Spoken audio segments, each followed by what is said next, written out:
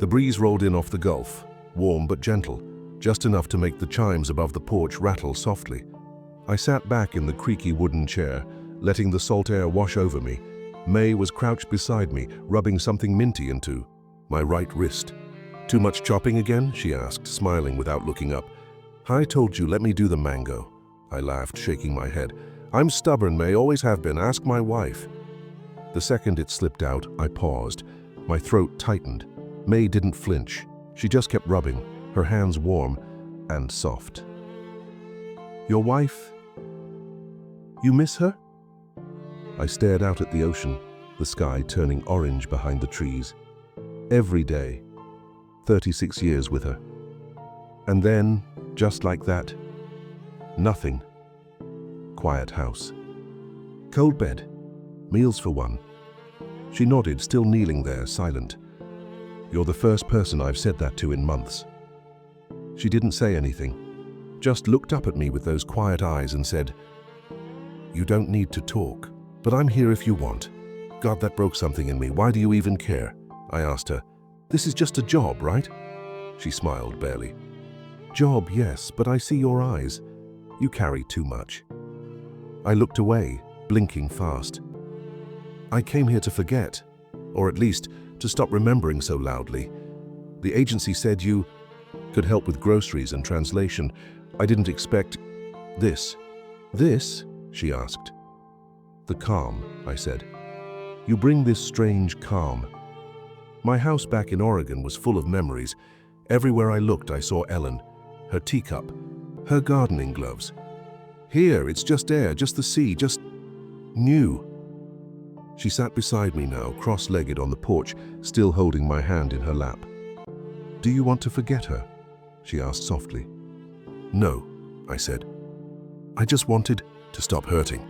I thought distance would do that." "It doesn't," she said, "but time and people, maybe." She was 28, maybe 30. I never asked, that felt inappropriate, but she spoke like someone older, wiser than her years. "Why do you work with people like me?" I asked. "Old, grumpy, lost foreigners?" That made her laugh, really laugh. And it made me smile for the first time in a long while. "Because old people have better stories," she said. "Young people, too much noise, too fast. I like quiet." "You should have seen me back in my heyday," I said. "I was all noise, ran a construction crew, big contracts, big fights, big mistakes. And now I don't even argue with tuk-tuk drivers," I said. She giggled again, covering her mouth. That giggle, light, unbothered, it stuck with me. "This place suits you," she said. "Your eyes, not so tired anymore." I wanted to believe her. God, I did. Maybe I even did for a second. "Do you have someone, a boyfriend?" I asked, immediately regretting it. Her eyes flickered. "No," she said. "Not now." "Was that too personal?" I asked. "No," she said. "Just, sometimes I think love is not for me. People want things, they don't want truth." "Hey, you sound like you've been through more than you let on." "We all have," she said, "and even you." I nodded. "Especially me." Silence hung for a moment, but it wasn't awkward. It felt like peace. Her hand was still on mine. I hadn't even noticed. The balm had dried, but she hadn't moved, neither had I. "I should let you rest," she said eventually, standing up slowly. "You don't have to go," I said, and meant it more than I wanted to admit. "You pay me for 4 hours, it's been 5. "Then stay for 6, I said, half joking. She smiled, but didn't respond. As she gathered her bag, I watched her move, graceful, small, unassuming. Nothing flashy, just a presence that soothed something raw in me. "Thank you, May," I said as she stepped off the porch. "For today." She turned back and gave me a look I hadn't seen in years. Soft, undemanding. "You're welcome, Rick." And then she was gone. The porch felt a little colder, but not empty, not the way it used to. I stared down at my wrist. It didn't hurt anymore. Or maybe the pain had just moved, deeper, somewhere quieter. I told myself it was nothing, just kindness, just care. But that night, as I lay in bed listening to the waves and that faint giggle echoing in my memory, I realized I'd felt something. Else, not love, not yet, but warmth, And after all I'd lost, warmth felt like a miracle. After Ellen died, I stayed in that house for 13 months. Every creak of the floorboard, every cupboard she organized, every damn mug had her fingerprint on it. I tried to live like I used to. Morning coffee on the porch, crossword at noon, something on TV before bed. But it was all just noise in a museum. I couldn't breathe. One night I sat in her chair, just sat there for hours, and realized I'd rather be anywhere else. Anywhere but inside the echo of what used to be. That's when Thailand happened. No plan. Just a one-way ticket, a suitcase, and a pension. I found a small town by the coast where everything was cheap, and the air didn't carry her scent. The agency gave me a list. Helpers who spoke decent English, could assist with errands and daily things. I picked the name May because it reminded me of spring. When she first showed up, she was all business. "You need help with bank or market?" she asked, barely smiling. "Just everything, really," I muttered. "I don't speak a word of Thai, and I'm too old to pretend I'll learn." She gave me a polite nod, scribbled things in a little notebook, and got to work. I liked that she wasn't chatty, just efficient. She didn't fill the silence with noise. She let it breathe. But I could tell she was watching me, not in a suspicious way, just watching, like she was figuring out who I was underneath the American manners and tired eyes. After 3 days, she cleaned out my fridge and asked, "You like Thai food?" I shrugged. "Not spicy." She nodded. "Okay, I make soft food, easy for stomach." That night the smell hit me before I even made it to the kitchen. Lemongrass, garlic, a little chili, not too much. I walked in and froze. "What is that?" I asked. She turned around, ladling soup into a bowl. "Tom Kha Gai," she said. "You try, good for heart." I sat down slowly, my hands started to shake. "My wife used to make something like this," I said. "When she was sick, it was the only thing she could keep down." May didn't say anything, just slid the bowl toward me. I stared at it, then stared at her. "How do you know?" I asked. "I don't know," she said. "Just thought maybe." I took a spoonful and couldn't swallow. My throat closed. I pushed the bowl back and stood up too fast. "I can't," I muttered. "I'm sorry." My chest felt tight. My eyes stung. I turned to leave the room, but May gently touched my arm. "You okay?" she asked. "No," I said, my voice cracking. "She died 2 years ago. Cancer, 36 years together, and now I can't even eat soup without losing it." I expected her to offer some comforting words, some sorry or I understand, but she didn't. She just sat beside me, at the table, folding her hands, saying nothing. It was the silence that got me, not awkward, not empty, just safe. She sat there while I cried like it was the most natural thing in the world. "I haven't cried in front of anyone since the funeral," I whispered. "Everyone said I was strong, that I handled it well. Truth is, I didn't handle anything. I just shut the door and stopped talking." May finally spoke. "Strong people cry when no one sees. You are not weak." I let out a laugh that sounded more like a cough. "You sure about that?" She smiled. "Yes, you miss her. That means you had love. Lucky man." I hadn't thought of it that way. I was always counting what I lost, not what I had.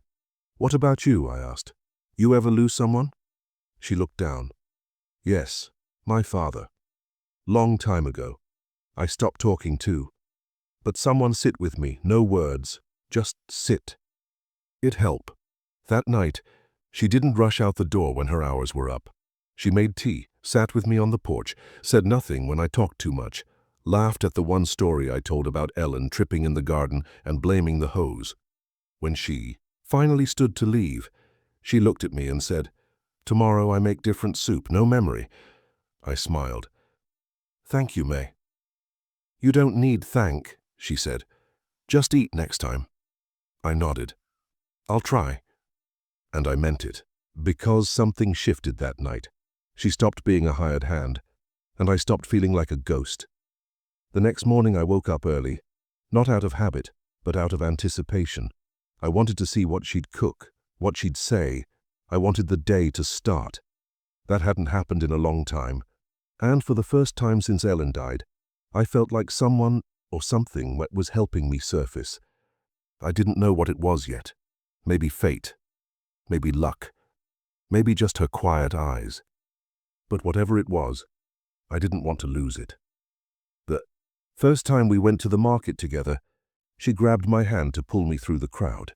Just a reflex, but I didn't let go as quickly as I could have. "You move too slow," she said, laughing. "Or you walk like turtle." I grinned. "You sound like my wife." She looked back at me. "Good wife, then." I didn't say anything. Just let her drag me through the maze of fruit stands and plastic tables. She bartered with the vendors like a professional. "Too much. He foreigner, not stupid," she snapped at one guy. I handed her a few baht and whispered, "I might be stupid. I just paid $10 for a coconut yesterday." She rolled her eyes. "You need me. That's why I stay." I smiled, but something in my chest stirred. I wasn't sure what I needed anymore. Over the next few weeks, she took me everywhere. Temples I never would have found on my own, little cafes that didn't even have English menus.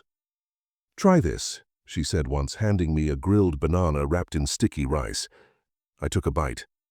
"This is dessert," I asked. "This is heaven," she said. "You like?" I nodded.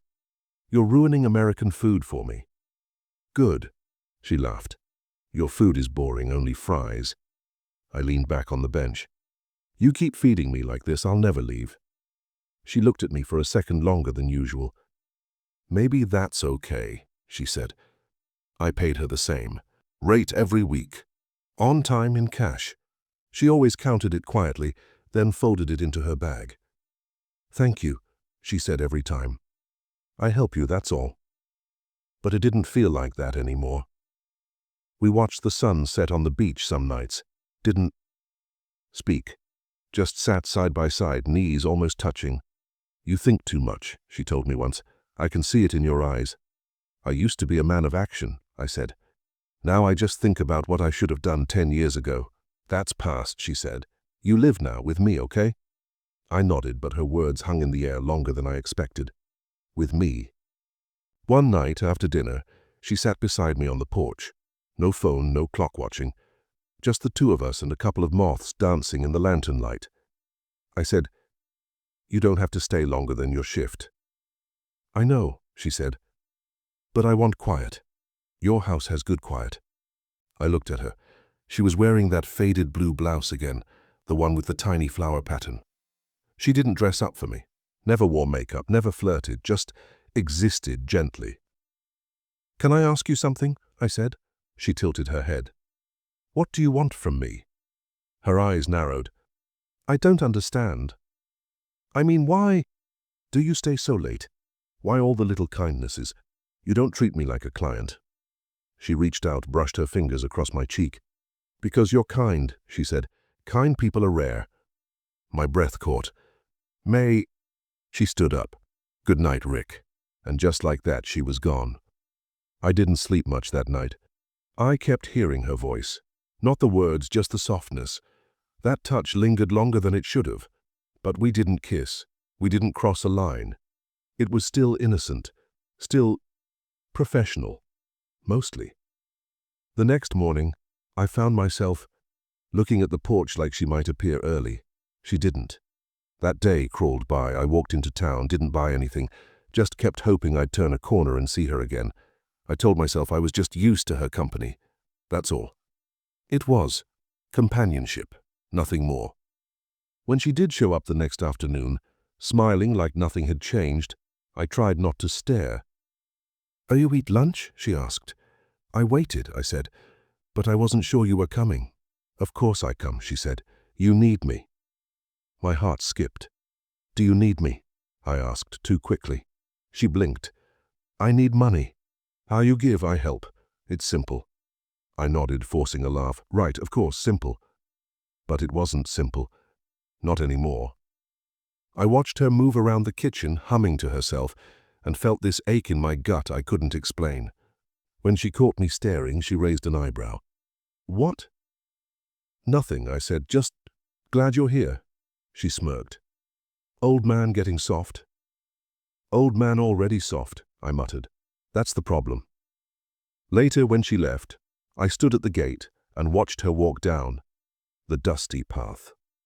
I waited until she disappeared. Then I waited some more. The quiet didn't feel good that evening. It felt hollow.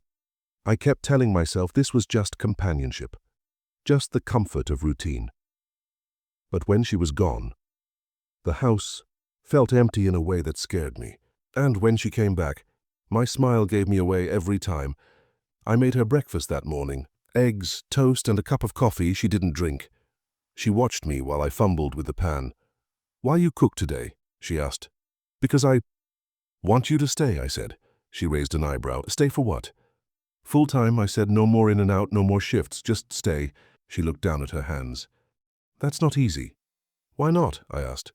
"I can pay more. Whatever you make with the agency, I'll double it." "It's not about money," she said. "Then what is it?" She hesitated. "Lex say, not good. He say I get too close, that maybe you—" "Maybe I what?" I snapped. "You think I'm trying to trap you?" "No," she said quietly. "He just protect me." I laughed bitterly. "From what?" "A lonely old man who makes toast and watches sunsets." She didn't smile. "He say you not think clear, that you love memory, not me." That one hit. I leaned against the counter. "He's wrong." She stood up, grabbed her bag. "I go now." "May, wait. Just tell me one thing. Do you want to stay?" She looked at me like she wanted to say yes, but couldn't. "I don't know," she whispered, then walked out. I stood in that kitchen for a long time, eggs going cold, heart pounding. The next afternoon she came back. No apology, no explanation. Just walked in like she always did and said, "You want fish or chicken tonight?" I didn't question it. I was just glad she came back. That night, after dinner, I asked her again. "Are we pretending nothing happened?"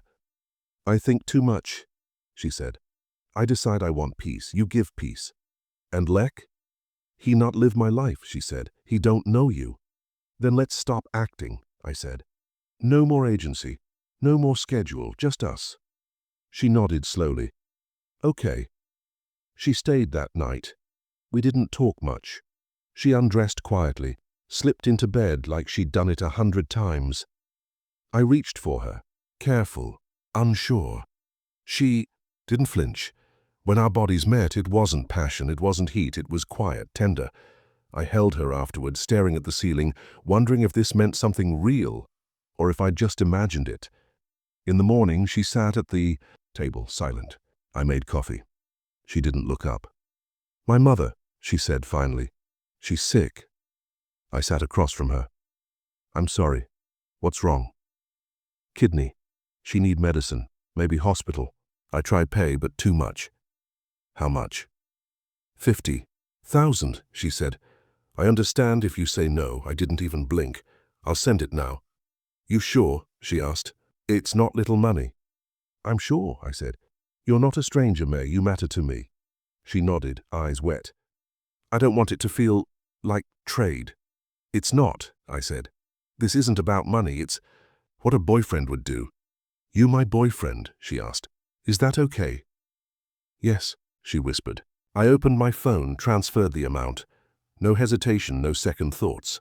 I watched her watching me. "It's done," I said. She came around the table and hugged me tight. "Thank you," she said into my neck. I closed my eyes. Something shifted in that moment. I didn't know if I felt proud or scared, maybe both. All I knew was that I couldn't lose her now. I wouldn't survive that kind of silence again. I told myself this wasn't a transaction, that we had crossed into something real. But a part of me, buried deep, wondered what would have happened. If I'd said no, I never asked. I didn't want to know. I woke up alone again. Her side of the bed was cold, the sheet pulled tight like it hadn't been touched all night. The first time it happened, I thought maybe she went to the bathroom. The second time, she said her cousin called, some emergency. The third time, I stopped asking. But that morning, something snapped. I sat on the edge of the bed, staring at the door, listening to the silence. When she walked in an hour later, carrying a plastic bag of mangoes, she acted like nothing was wrong. "You want fruit before breakfast?" she asked. I didn't answer right away. "Where were you last night?" She blinked, then smiled. I go to see my aunt. She not feel good. All night. She far. I stay there, safer than travel back late. I nodded slowly. You could have called. My battery die. Sorry. She made breakfast while humming. The same hum I used to find soothing now grated on me. Something was off. She didn't touch my shoulder like she used to. Didn't kiss my cheek. I asked, Are you okay? She said, Yes, just tired.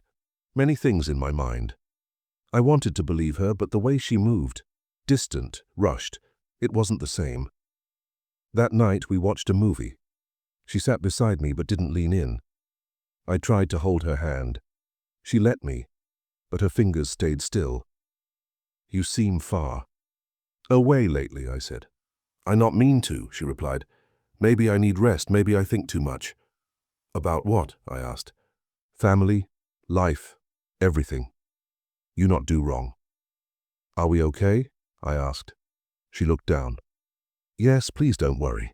But I did. I couldn't stop. I watched the clock every night now, slept with one eye open. One afternoon, I walked to the cafe near the main road. Tom, an old Brit I saw now and then, waved me over. You all right, mate? He asked. You look like hell. Just tired, I said. May's been busy. He scratched his chin. Saw her the other night, with some bloke on a scooter. Didn't look like family, if you ask me. My stomach dropped. Are you sure it was her? Positive. She was laughing, holding on tight. Thought it was you, actually, until I saw the guy's neck tattoo. I didn't answer. Just stood there. You all right? He asked again. Yeah, I lied. I'm fine. When I got home, she was folding laundry. Who were you with last night? I asked. What? She said, startled. On the scooter. Someone saw you. Her face froze. My cousin, she said. Lek? I asked. Yes. Tom said you were laughing. You looked happy. We talk, he joke, that's all. Why didn't you tell me? Because you get upset for no reason. I'm not upset, I said, my voice rising. I'm confused. I'm trying to understand what's going on. Her hands trembled. I don't do anything wrong. Then why do I feel like I'm losing you? I asked. Her eyes filled with tears. I don't know. Maybe you think too much. Maybe I do, I said quietly. She sat down at the table and covered her face. I'm sorry, she whispered. Everything feel heavy now. I sat across from her. I just want the truth, May. That's all. I'm tired. I try to help everyone. You, my mother, Lek, my aunt. I feel like I have no air. Then take a breath, I said, but don't lie to me, please. She nodded, wiping her face. I not lie, I just try make everyone happy. Are you happy? I asked. She didn't answer. That silence was louder than any confession. That night, she stayed, curled beside me, her back to my chest. I wanted to believe her. I wanted to tell myself it was just stress, just family, but I could feel it, something slipping between us, like trying to hold water in my hands. Every time I thought I had her, something leaked through. And still I clung to the little moments, her laugh, her touch, the way she said my name. I told myself it was love. I told myself she just needed time. But deep down, a small voice whispered, You already know. You just don't want to hear. She stirred her tea slowly that morning, eyes fixed on the little whirlpool forming in the cup. I have question, she said. I looked up from my toast. Shoot. If I go to America, she said, what city you show me first? My heart did a little jump. You're serious? I think maybe one day, she said, looking up. I want to see snow. Real snow. I laughed. Oregon gets plenty. You'll hate it after the first shoveling. Maybe I love, she said. I want fireplace and hot chocolate. And you'll get both, I said. The lake behind my old house freezes over. It's beautiful, quiet. Like here. No, I said. Quieter. Like the world pauses for a while. She smiled and leaned her chin into her palm. Maybe I stay longer than visit. I wouldn't mind that, I said, not one bit. We sat there a while, just talking. I told her about the wood cabin I once rented for Ellen's birthday, how she made soup on the fire. May listened, nodding, her fingers brushing mine. You miss her, she said. Every day, I said. But if I'm honest, you've made it easier. Her eyes softened. Then maybe it's time for new memory. You want to apply, I asked. For the visa. Yes, she said. If you help, I don't know what to do. Of course I'll help, I said. We'll go tomorrow. I was already imagining it, walking her through the airport. Back home, showing her the diner I used to eat at, watching her face when she saw snow for the first time. Maybe it was stupid, but it felt real. At the visa office, she held my hand while we waited. Nervous? I asked. A little, she said. I don't want to say wrong thing. Just be honest, I said. Tell them why you want to visit. Tell them about us. Okay, she nodded, eyes darting around. When they called her name, I stood up too, but she stopped me. They say only me, she said. I go first. You wait, okay? I watched her disappear behind the door, that ache in my chest growing.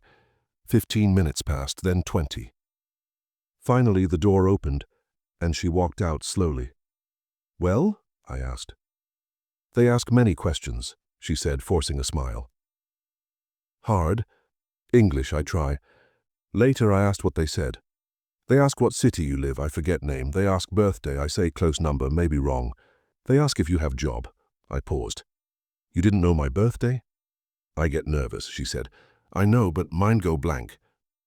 Did you tell them how long we've known each other? I say maybe 3 months. It's been 6. She looked away. I say wrong. It's not about wrong, it just surprised me. She stayed quiet. Did you tell them we're in a relationship? I don't know word. Maybe I say friend. Friend? I repeated. You told them I'm a friend? I panic, she said. I don't want problem. On the ride back, we didn't talk. I kept replaying the moment in my head. How could she not know my birthday or where I was? From? I told her stories every day, showed her photos, shared memories, and yet she blanked on the basics. That night she said she needed to visit her mother. I sleep there, she said. I call you tomorrow. I nodded, not trusting my voice. When the door closed, it felt heavier than usual. I waited. Midnight. No message. No call. I sent her a text, then another, then a call. No answer. I stared at the screen like it might blink back. I told myself maybe her battery died again. Maybe her mom was sick. Maybe she fell asleep, but deep down I felt it, a crack. Something I'd tried not to see. She wanted something from me, I knew that. But love, I wasn't sure anymore. And the part that scared me most, maybe she never did. 3 days. That's how long she was gone. No message, no call, no update. I stared at my phone until the screen dimmed from inactivity. I sat at the kitchen table long after the sun went down, listening for footsteps, the sound of keys, anything, nothing. I didn't sleep. I barely ate. I kept telling myself she was just overwhelmed, that she'd come back when she was ready. But each hour stretched into something darker. And then, on the 4th morning, she walked through the door like a shadow. She didn't look at me at first, just stood there by the wall, her bag still on her shoulder. I'm sorry, she said. Her voice was soft. Where were you? I asked. I need time, she said. So I take time. 3 days? I said. Do you know what that did to me? I don't want to hurt, she whispered, but I also don't want to lie. Then don't, I said. Just tell me what's real. She finally looked at me. Her eyes were wet. I don't know what real is anymore.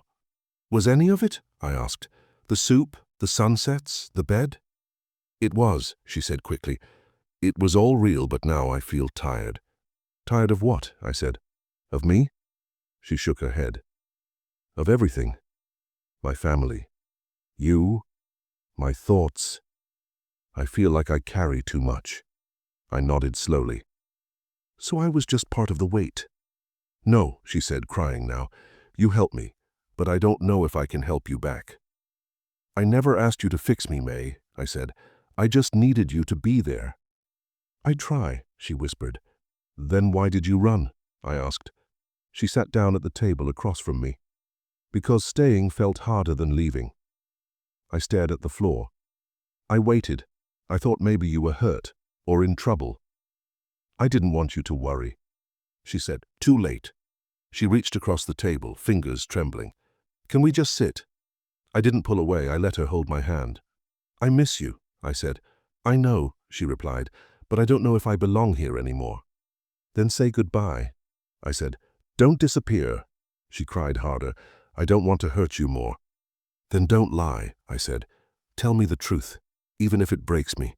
We sat in silence for a long time, my hand in hers, her tears falling onto the table. I didn't speak again. I couldn't, and she didn't try to explain further. That night, she stayed, didn't touch me, didn't speak, just laid beside me, her back to mine. It was the coldest silence I've ever known. I closed my eyes and pretended she still loved me, just for one more night. I must have drifted off at some point, because when I opened my eyes the next morning, she was gone again. No note, no sound, just the imprint on the pillow beside me. My phone buzzed around noon. A message, not from her, from Lek. She's tired. Let her be. I stared at it for a second, then threw the phone against the wall. It shattered into pieces on the tile. I picked up the biggest chunk and squeezed it until my hand shook. That wasn't a goodbye. That was a dismissal. I got in a tuk-tuk and went straight to the agency. The woman at the desk looked up, startled. I need to speak to someone about May, I said. May? She asked. May resigned last week. Didn't she tell you? The air left my lungs. Last week, I said. She hasn't worked for you since last week. Yes, the woman said. She said she had personal matters. Didn't want new placement. I nodded, dazed. Thank you, I muttered. I walked out into the sun, but everything felt grey. All this time she'd been slipping away. While I held on tighter, she was already letting go. She just didn't. Say it out loud, she didn't have to. I saw it in every silence, every half-smile, every night she didn't come home. She was never mine. I just wanted to believe she was. And that lie was the only thing holding me together. Until now. I walked through the Sunday market alone, letting the smell of grilled chicken and lemongrass pass over me like mist. A vendor smiled, waved.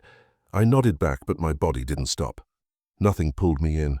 Not the fresh mangosteens she used to beg for. Not the scarves she pretended not to like but touched every time. I passed the booth where we once shared sticky rice in silence, the one she called our corner. I kept walking. Nobody looked twice, and for the first time, I didn't feel like a foreigner. I just felt invisible. At home, the fan hummed. That same dull sound we used to fall asleep to. I stood in the middle of the room staring at the little framed photo of her I'd printed at that cheap shop in town. She was squinting into the sun, standing by the temple steps, her fingers in. A peace sign. I picked it up, flipped it over, then dropped it into the trash. One by one I pulled the others from the wall. The beach, the cafe, her on the scooter laughing. That one hurt, but not enough to stop me. I opened my laptop. The folder was still there. Us. I clicked once, then pressed delete. The bar filled slowly. I didn't blink, just watched it disappear. I walked to the bathroom next. Her toothbrush sat untouched, pale pink, bent slightly at the bristles. I picked it up. It still smelled faintly of mint. I dropped it into the... Then her shampoo followed. Her little earrings left on the sink, all of it. I didn't cry, not this time. Not because it didn't hurt, but because the hurt had changed shape. It wasn't sharp anymore, just heavy, manageable. I sat at the kitchen table, pulled out an old notebook, and started writing. No flourish, no poetry, just truth. May, I never hated you. I wanted to for a while. But the truth is, I used you. I didn't mean to. I just needed something warm, something kind. You gave me that. For a time it felt like love, but now I see it for what it was. Comfort. I was drowning, and you were the closest thing to air. That's not your fault. I know you were surviving too. I wish I'd asked better questions. I wish you'd given clearer answers. But mostly I wish I'd seen myself sooner. I hope you find peace. I'm trying to. I tore the page out, folded it, and tucked it inside my passport. Not to send, just to remember. I sat there for a while watching the ceiling fan spin. Then I called Pim. "Hello, Rick," she chirped. "You okay?" "I'm ready to sell," I said. There was a pause. "You sure?" "Yeah," I said. "I think it's time. I come tomorrow?" "Make it Wednesday," I said. "I need one more quiet night." I hung up. The house was still. No laughter in the kitchen, no humming, no clinking of cups, just me. Just the soft creak of wood and the distant rustle of palm leaves outside. I thought about Ellen for the first time in weeks. About how long. I tried to replace pain with noise, with new stories, but the truth was healing never came from filling the silence.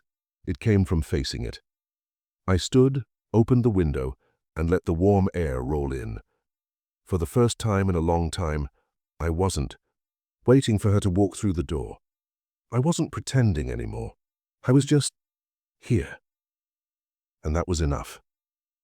Tom handed me the tea without saying a word. We sat on the old bench near the rocks, waves licking the shore like they had every morning since I moved here. The breeze was soft, carrying the scent of salt and wet sand. I stared out at the horizon and said, "It's funny, I used to watch the ocean and feel lost. Now I just feel quiet." He took a slow sip. "That's not nothing." I let the steam rise into my face. "She never promised me anything, you know. You're talking about May." "Who else?" He nodded. "Did she love you?" "No," I said. "I think she cared in her way. But love, that's a word I poured into the space between us. She never used it." "And you?" he asked. "I loved the idea of her," I said. "The warmth, the routine, the sound of her voice in the kitchen." "Comfort," he said. "Yeah, after Ellen I wasn't looking for love. I was looking for something that didn't ache. Did it help?" "For a while," I said. "She helped me breathe again. She just didn't stay to watch me walk. We sat there a while watching a boy throw stones into the water. I don't hate her," I said finally. "I thought I would, but I don't." "Because she didn't lie?"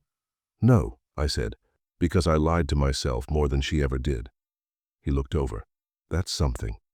"She never called me her boyfriend," I continued. "Never said she'd stay forever. She made me tea. She held my hand. She asked for help when she needed it. I said yes every time. That was me." "You think she used you?" "I think she survived me," I said. "I was heavy. I needed her more than she needed me." He looked back toward the water. "So what now?" "I sold the house." "Yeah?" "Pim comes tomorrow to sign the papers. I'll rent something smaller for a bit, maybe near Chiang Rai, somewhere quiet." "Starting over?" "Just starting less," I said. "No big plans, no rescues." He chuckled. "Sounds boring." "Good," I said.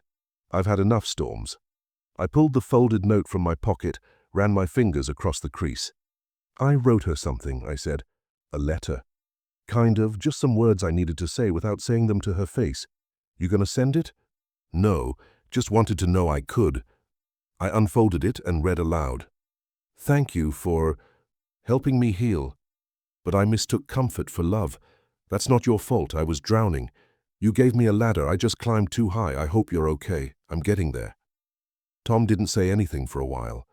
Then, "That's the most honest thing I've ever heard from you. It only took me 66 years. You gonna be all right?" "I think so," I said. "Still hurts though, just less." He nodded. "Pain's like the tide. Comes in, goes out. Eventually you stop panicking every time it touches." "You," I laughed. "You write that down?" "No," he said, "but maybe I should." We finished our tea. I stood and stretched. "Thanks for sitting with me." "Any time," he said. "What'll you do tonight?" "Nothing. And for the first time, that sounds perfect." "No calls to make?" "No one to call," I said. "And that's not as sad as it used to be." As I walked back toward the road, I looked over my shoulder at the water one last time. No ghosts followed me. No shadow in the doorway. Just the breeze and the tide. I didn't feel young, I didn't feel new, but I felt clear, and for now that was enough.